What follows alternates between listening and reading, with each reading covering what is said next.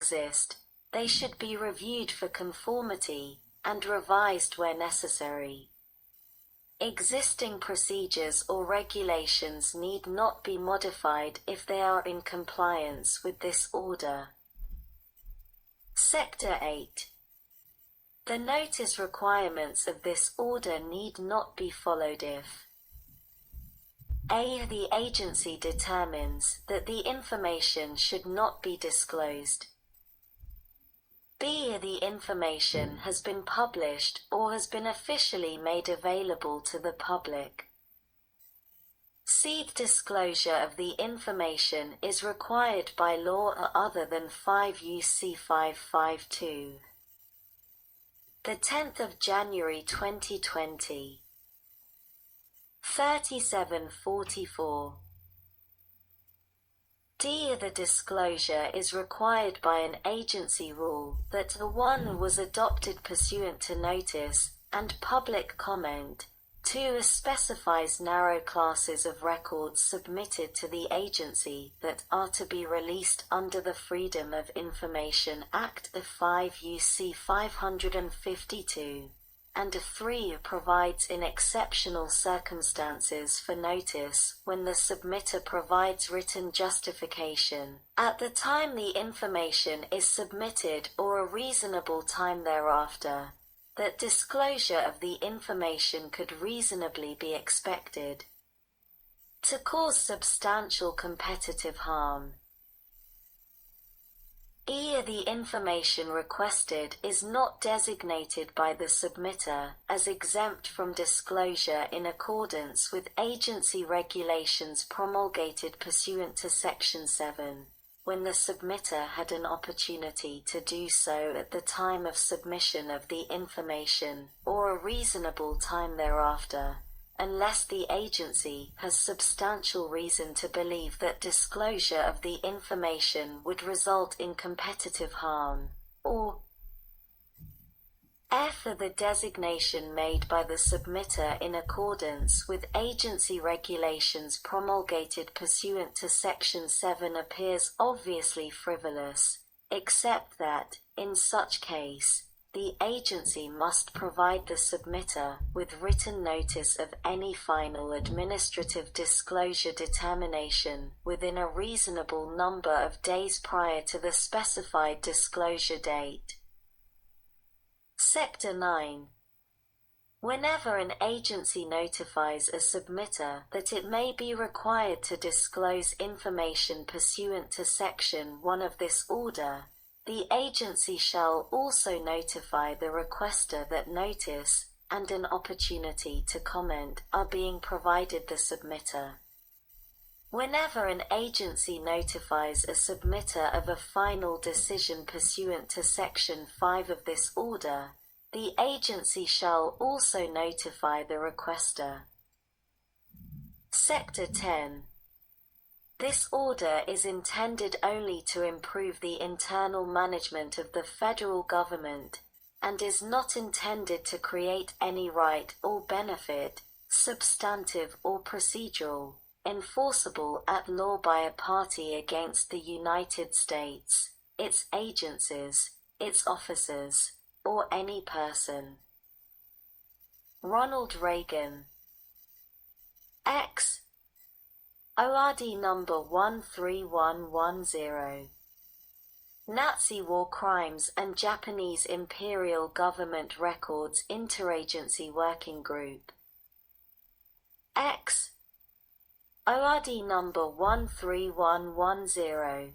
January 11, 1999. 64 FR 2419. Provided by the authority vested in me as President by the Constitution and the laws of the United States of America, including the Nazi War Crimes Disclosure Act, Public Law 105246, the Act of 5 U.C. 552 Note. It is hereby ordered as follows. Section 1. Establishment of Working Group. There is hereby established the Nazi War Criminal Records Interagency Working Group, now Nazi War Crimes, and Japanese Imperial Government Records Interagency Working Group. The function of the group shall be to locate, inventory, recommend for declassification, and make available to the public at the National Archives and Records Administration all classified Nazi war criminal records of the United States, subject to certain designated exceptions as provided in the Act.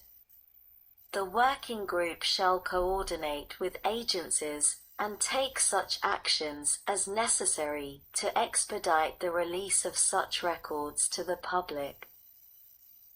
Sector 2. Schedule. The working group should complete its work to the greatest extent possible and report to the Congress within 1 year.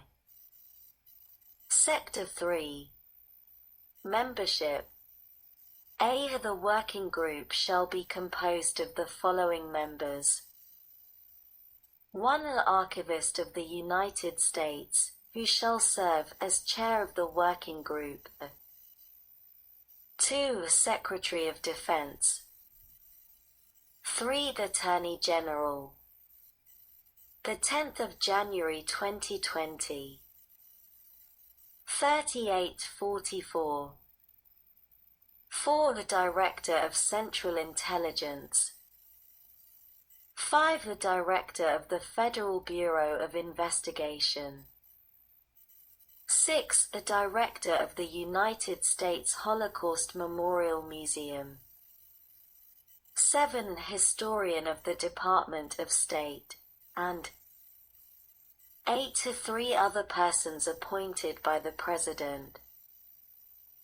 B. The Senior Director for Records and Access Management of the National Security Council will serve as the liaison to and attend the meetings of the working group. Members of the working group who are full-time federal officials may serve on the working group through designees.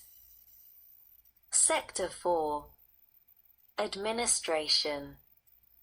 A. To the extent permitted by law and subject to the availability of appropriations, the National Archives and Records Administration shall provide the working group with funding, administrative services, facilities, staff, and other support services necessary for the performance of the functions of the working group. B. The working group shall terminate 3 years from the date of this executive order. William J. Clinton, X. ORD number 13392. Improving Agency Disclosure of Information. X. ORD number 13392. December 14, 2005, 70 FR 75373, provided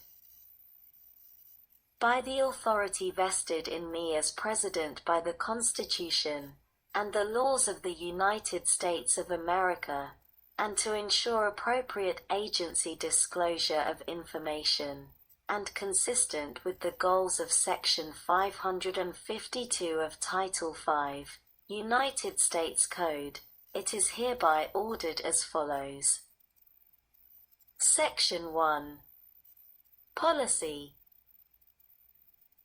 A. The effective functioning of our constitutional democracy depends upon the participation in public life of a citizenry that is well informed.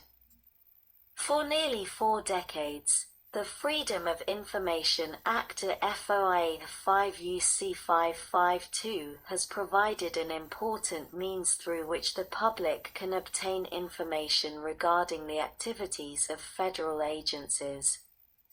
Under the FOIA, the public can obtain records from any federal agency, subject to the exemptions enacted by the Congress to protect information that must be held in confidence for the government to function effectively, or for other purposes.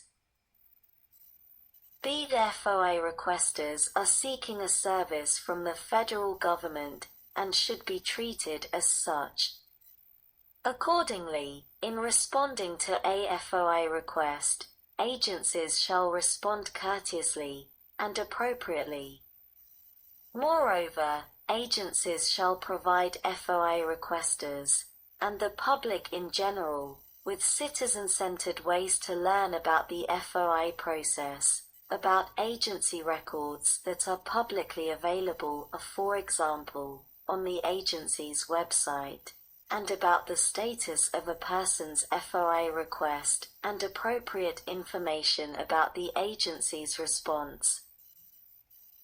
C. The agency FOA operations shall be both results-oriented and produce results. Accordingly, agencies shall process requests under the FOA in an efficient and appropriate manner and achieve tangible, measurable improvements in FOA processing.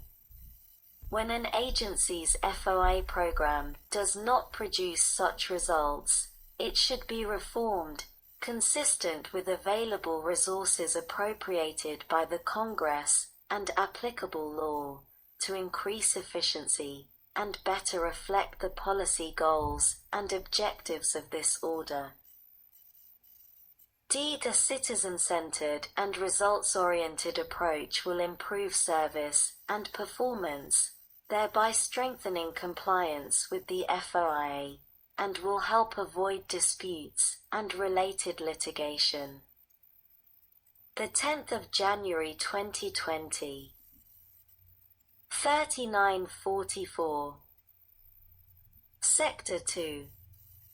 Agency Chief FOA Officers. A. Designation. The head of each agency shall designate within 30 days of the date of this order a senior official of such agency, at the Assistant Secretary or equivalent level, to serve as the Chief FOA Officer of that agency. The head of the agency shall promptly notify the Director of the Office of Management and Budget OMB Director, and the Attorney General of such designation, and of any changes thereafter in such designation. B. General duties. The Chief FOA Officer of each agency shall, subject to the authority of the head of the agency, I have agency-wide responsibility for efficient and appropriate compliance with the FOA.